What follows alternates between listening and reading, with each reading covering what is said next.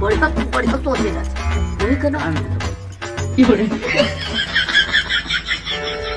तो हो कहाँ का चले रहे बेटा ये के रखे रहे हो तो नहीं दिखे है तो फिर आ गई ओ काहे ना दाई बहिर चलते रहे हो तो थोड़ा मिस्टेक खा गए। हाँ बेटा तो दोनों खत्म हो गए दाई। हाँ बेटा ले ले ले कहीं नहीं में बना ले तू अपन हिसाब से ले बना ले बेटा। हाँ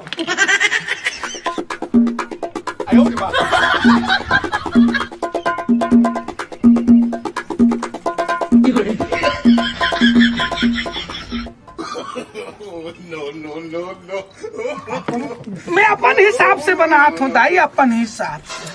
तो साधु तुमन के कहत तुमन के दवाई पानी चलत है कि कहत रही से ले ले तू कभी कभी